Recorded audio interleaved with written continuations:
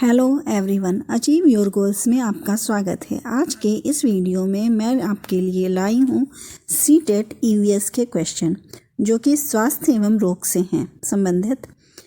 ये वो प्रश्न हैं जो बार बार एग्ज़ाम में पूछे गए हैं। तो शुरू करते हैं आज का वीडियो। क्वेश्चन नंबर 1, पोलियो होता है। ऑप्शन है 1 मच्छर के काटने से, 2 मक्खियों के द्वारा, 3 दूषित जल और भोजन से, 4 इनमें से किसी से नहीं। इसका सही आंसर क्या होगा? ऑप्शन 3 दूषित जल और भोजन से क्या होता है? पोलियो। क्वेश्चन नंबर 2, निम्नलिखित में से किस विटामिन का रासायनिक नाम साइनोकोबालामिन है? ऑप्शन है 1A, 2 B1, 3 B12 और 4 K। इसका सही आंसर क्या होगा? Option 3 B12। क्वेश्चन नंबर 3, किन बीमारियों के लिए DPT का टीका दिया जाता है? ऑप्शन है 1 काली खांसी डिप्थीरिया टिटनेस, 2 काली खांसी pneumonia polio, 3 diphtheria polio tetanus और 4 आंत्रज्वर हैजा और प्लेग। इसका सही आंसर है ऑप्शन 1 काली खांसी डिप्थीरिया और टिटनेस के लिए दिया जाता है DPT। क्वेश्चन नंबर 4, अस्थमा बीमारी है। ऑप्शन 1 पेट की, 2 हृदय की, 3 नाक की और 4 सांस की। इसका सही आंसर क्या है? अस्थमा रोग जिसे दमा भी कहा जाता है, किसका वो है? सांस का। इसमें सांस की समस्या होती है। क्वेश्चन नंबर 5, सूखा रोग निम्न में से किसकी कमी से होने वाला प्रमुख रोग है? ऑप्शन 1 कार्बोहाइड्रेट और प्रोटीन, 2 कार्बोहाइड्रेट और वसा, 3 वसा और प्रोटीन और 4 विटामिन और प्रोटीन। इसका सही आंसर है ऑप्शन 1 कार्बोहाइड्रेट और प्रोटीन की कमी से सूखा रोग होता है। क्वेश्चन नंबर 6, इस बीमारी की दवाई सिनकोना नामक पेड़ की छाल से बनती है। इस बीमारी को दूर करने के लिए तालाबों जलाशयों में मछलियाँ पाली जाती हैं। यह बीमारी है। ऑप्शन है 1 डेंगू, 2 मलेरिया, 3 रेबीज़ और 4 चिकनगुनिया। इसका सही आंसर है ऑप्शन 2 मलेरिया। मलेरिया जो है वो सिनकोना से ठीक होता है और इसके लिए मछलियाँ पाली जाती हैं तालाबों में। क्वेश्चन नंबर 7, यह रोग मक्खियों के द्वारा फैलता है। इस रोग में पतले दस्त होते हैं और खून भी आता है। यह रोग है? ऑप्शन है 1 पोलियो, 2 पेचिस, 3 रेबीज, 4 पीलिया। इसका सही आंसर है ऑप्शन 2 पेचिस। क्वेश्चन नंबर 8, एक व्यक्ति दंत चिकित्सक से अपने दांतों में दर्द निवारण के लिए सुझाव मांगता है, तो चिकित्सक व्यक्ति को किस प्रकार के फल खाने का सुझाव देगा? ऑप्शन 1 शुष्क फल, 2 ताजे फल, 3 खट्टे एवं गूदेदार फल, 4 मीठे एवं गूदेदार फल। इसका सही आंसर है ऑप्शन 3 खट्टे एवं गूदेदार फल। क्वेश्चन नंबर 9, यदि गांव में किसी महिला के गले की ग्रंथि में असाधारण रूप से वृद्धि हो गई है तो उस महिला में किस तत्व की कमी है? ऑप्शन 1 वसा, 2 आयोडीन, 3 विटामिन और 4 फास्फोरस। इसका सही आंसर होगा ऑप्शन 2 आयोडीन की कमी से घेंघा रोग होता है, उसमें गले में सूजन आ जाती है। क्वेश्चन नंबर 10, अगर किसी के भोजन में कार्बोहाइड्रेट और वसा की अधिकता होगी तो उसको हो सकता है? ऑप्शन 1 बेरी, 2 रिकेट्स, 3 मोटापा, 4 रतौंधी। इसका सही आंसर है ऑप्शन 3 मोटापा। क्वेश्चन नंबर 11, निम्न में से जीवाणु जनित रोग है? ऑप्शन 1 कोढ़, 2 निमोनिया, 3 तपेदिक, 4 ये सभी। इसका सही आंसर है ये सभी 4।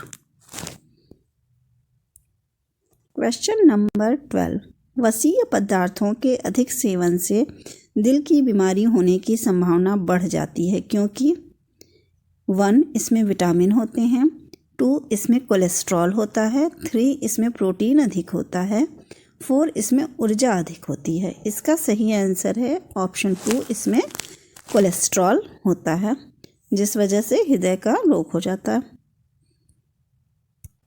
क्वेश्चन नंबर 13, वसा की कमी से होने वाले रोग का प्रमुख लक्षण निम्न में से कौन सा है?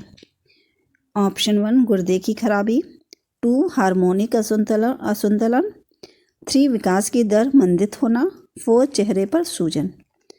इसमें कौन सा आंसर होगा? इसमें वसा की कमी से क्या होगा? हार्मोनिक असंतुलन हो जाएगा, तो ऑप्शन 2। क्वेश्चन नंबर 14, दूध से प्राप्त प्रोटीन बहुत सारी इकाइयों से मिलकर बना होता है। ये इकाइयाँ कहलाती हैं 1 वसीय अम्ल, 2 अमीनो अम्ल, 3 उच्च गलनांक वाले अम्ल, 4 अकार्बनिक अम्ल। इसका सही आंसर है ऑप्शन 2 अमीनो अम्ल। क्वेश्चन नंबर 15, कौन सा रोग विटामिन की कमी से नहीं होता? ऑप्शन 1 रतौंधी, 2 हैजा, 3 स्कर्वी और 4 रिकेट्स। इसका सही आंसर है ऑप्शन 2 हैजा जो है वो विटामिन की कमी से नहीं होता। रतौंधी, स्कर्वी और रिकेट्स विटामिन की कमी से होते हैं। क्वेश्चन नंबर 16, पेट में भोजन को पचाने के लिए निम्नलिखित में से किसकी सर्वाधिक आवश्यकता होती है? ऑप्शन 1 हवा, 2 पानी, 3 एंजाइम, 4 खनिज। इसका सही आंसर है ऑप्शन 3 एंजाइम की ज़रूरत सबसे अधिक होती है खाना पचाने के लिए।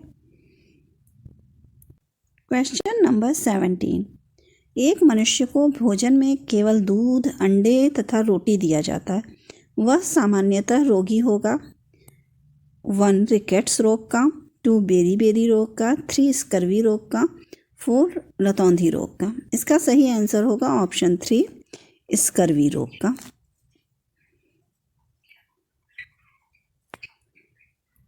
क्वेश्चन नंबर 18, किसी व्यक्ति के मसूड़ों में खून आता है, उसके मांसपेशियों और जोड़ों में भी दर्द रहता है, उसको डॉक्टर रसीले खट्टे फल, अमरूद, आंवला आदि खाने की सलाह देता है, वह व्यक्ति किस बीमारी से ग्रसित है? ऑप्शन 1 रतौंधी, 2 बेरी, 3 क्वाशिरकोर, 4 स्कर्वी। इसका सही आंसर होगा ऑप्शन 4 स्कर्वी।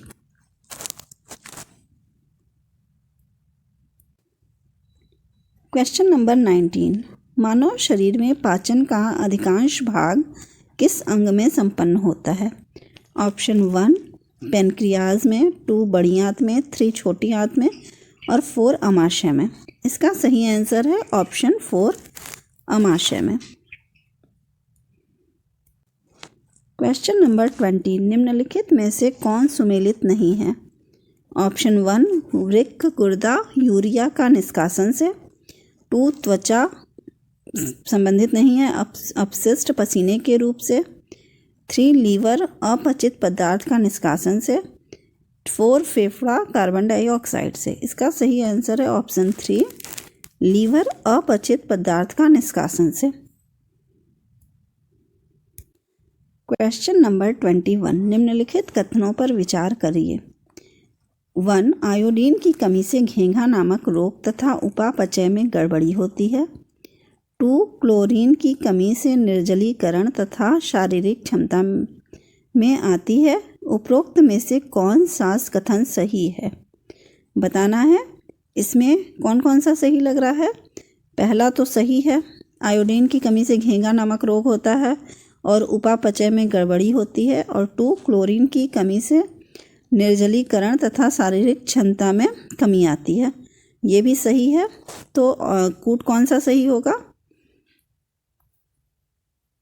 1 है केवल 1, 2 है केवल 2, 3 है 1 और 2, 4 है न तो 1 और ना ही 2। तो हमने क्या देखा कि पहला दूसरा दोनों सही है, तो हम ऑप्शन 3 को सही कर देंगे। क्वेश्चन नंबर 22, उपार्जित बीमारियों के बारे में निम्नलिखित कथनों पर विचार करिए। इसमें वे बीमारियां शामिल होती हैं जो हमें वातावरण से मिलती हैं। 2 उपार्जित बीमारियां 2 प्रकार की होती हैं, जैसे संक्रामक और असंक्रामक। तीसरा है, इसके अंतर्गत पेचिश, छोटी माता आदि को शामिल किया जाता है। उपरोक्त में से कौन सा कथन सत्य है, ये बताना है। तो हम पहले देखते हैं कौन कौन सा सत्य है। इसमें वे बीमारियां शामिल होती हैं जो हमें वातावरण से मिलती हैं, ये सही है। उपार्जित बीमारियां 2 प्रकार की होती हैं, संक्रामक और असंक्रामक, ये भी सही है। इसके अंतर्गत पेचिश, छोटी माता आदि भी शामिल किया जाता है, तो ये भी सही है। तो तीनों सही हैं। अब यहाँ कूट हम देखते हैं। पहले में है पहला दूसरा, दूसरे में है पहला तीसरा, तीसरे में है दूसरा तीसरा और चौथे में ये सभी। तो हमारा सारा सही था, तो हम लगाएंगे चौथा, ये सभी।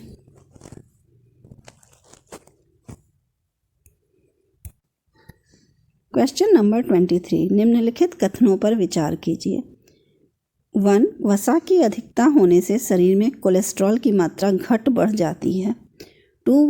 वसा की कमी होने से शरीर में कोलेस्ट्रॉल की मात्रा घट जाती है, जो हृदयाघात का मुख्य कारण है। कौन सा कथन सही है, ये बताना है। तो हम चेक करते हैं। वसा की अधिकता होने से शरीर में कोलेस्ट्रॉल की मात्रा घट बढ़ जाती है, ये गलत है, बढ़ जाती है अधिकता से। दूसरा है, वसा की कमी होने से शरीर में कोलेस्ट्रॉल की मात्रा घट जाती है, जो हृदयाघात का मुख्य कारण है। क्या सही होता है कि बढ़ जाती है और वो हृदयाघात का कारण होता है। तो न तो ये वाला सही है और न तो ये वाला सही है। तो कूट में क्या आंसर सही होगा? केवल 1, केवल 2, 1 और 2 दोनों, न तो 1 और न ही 2। तो हमारा क्या सही होगा? ऑप्शन 4, न तो 1 और न ही 2। क्वेश्चन नंबर 24, निम्नलिखित में से कौन सा युग्म विषाणु जनित बीमारी से संबंधित है? ऑप्शन 1 पीलिया, चेचक, रेबीज, तपेदिक। 2 plague, diphtheria, dengue, polio. 3 diphtheria, malaria, tetanus, हैजा। 4 पीलिया, चेचक, एड्स, रेबीज। इसका सही आंसर है ऑप्शन 4 पीलिया, चेचक, एड्स और रेबीज।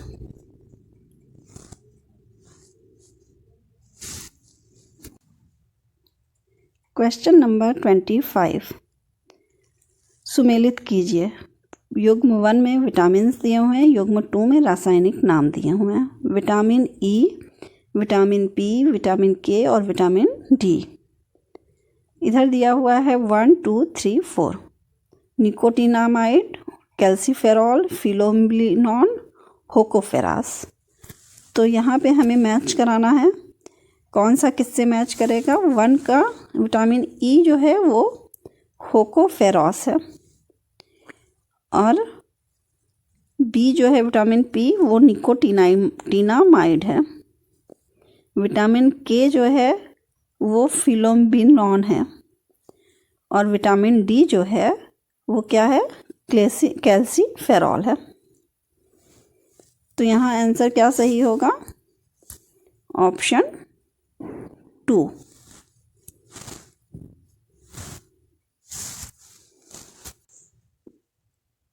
क्वेश्चन नंबर 26, निम्नलिखित पर विचार कीजिए। 1 अंतर्ग्रहण, 2 अवशोषण, 3 पाचन, 4 स्वांगीकरण। उपरोक्त में से कौन सी क्रिया पाचन क्रिया के अंतर्गत आती है, बताना है। इसका सही आंसर क्या है? कूट दिए हुए हैं, तो हम देखते हैं कौन सा अंतर्ग्रहण पाचन क्रिया के अंतर्गत क्या क्या आता है। अंतर्ग्रहण आता है, अवशोषण भी आता है, पाचन भी आता है और स्वांगीकरण भी आता है। तो ये सारे सही होंगे। तो यहाँ आउटपुट में क्या क्या दिया हुआ है? 1 में 1, 2, 3 दिया हुआ है, 2 में 2, 3, 4 दिया हुआ है, 3 में 1, 3 और 4 दिया हुआ है, और 4 में ये सभी दिया है। तो हम क्या करेंगे? 4 लगाएंगे। क्वेश्चन नंबर 27, निम्न कथनों पर विचार करिए। ऑप्शन 1 रिकेट्स बच्चों में होता है। 2 विटामिन के की कमी से रक्त का थक्का नहीं जमता। 3 पीलिया, पोलियो, आंत्र ज्वर मक्खियों से फैलता है। 4 दूध, अंडा, मछली, पपीता, आंवला आदि में से हमें विटामिन ए मिलता है। इसमें हमें सत्य कथन बताना है। तो यहाँ पे क्या क्या सत्य है? रिकेट्स बच्चों में होता है, ये तो सही है। विटामिन के की कमी से रक्त का थक्का नहीं जमता, ये भी सही है। थर्ड जो है वो क्या है, पीलिया, पोलियो, आंत्र ज्वर मक्खियों से फैलता है, ये गलत है। दूध, अंडा, मछली, पपीता, आंवला आदि हमें विटामिन ए से मिलता है, मिलता है, ये भी सही है। तो हमारा क्या हुआ, 1, 2 और 4 सही हुआ। हम यहाँ कोट देखते हैं किसमें 1 to 4 है, तो ऑप्शन 3 में 1 to 4 है, तो यह सही होगा ऑप्शन 3। क्वेश्चन नंबर 28, निम्नलिखित कथनों पर विचार कीजिए। 1 प्लेग चूहे से फैलने वाली बीमारी है। 2 टीबी की रोकथाम के लिए बीसीजी का टीका लगाया जाता है। उपरोक्त में से कौन सा कथन सही है, ये बताना है। तो प्लेग चूहे से फैलने वाली बीमारी है, ये सही है। टीबी की रोकथाम के लिए बीसीजी का टीका लगाया जाता है, ये भी सही है। तो 1 और 2 दोनों सही हैं। अब हम कूट देखेंगे।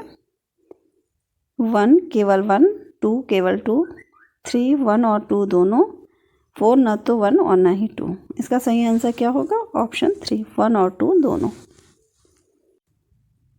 क्वेश्चन नंबर 29, सुमेलित कीजिए। सूची 1 सूची 2 दी हुई है। इसमें एक तरफ दिया हुआ है जीवाणु जनित, विषाणु जनित, प्रोटोजोआ जनित। दूसरी तरफ दिया है मलेरिया, फ्लू और प्लेग। जीवाणु जनित क्या है, प्लेग है 3, विषाणु जनित 2, फ्लू और प्रोटोजोआ जनित मलेरिया। तो आंसर क्या होगा, 3, 2, 1। यहाँ कूट में देखते हैं कहाँ है 3, 2, 1, ऑप्शन 3, 3, 2, 1। तो ये हमारा सही आंसर होगा। क्वेश्चन नंबर 30, पोलियो का कारण है। ऑप्शन 1 जीवाणु, 2 विषाणु, 3 कवक और 4 कीट। इसका सही आंसर है ऑप्शन 2, विषाणु की वजह से क्या होता है, पोलियो होता है। अगर आपको मेरी ये वीडियो पसंद आई हो तो प्लीज़ लाइक और सब्सक्राइब करें। Thank you.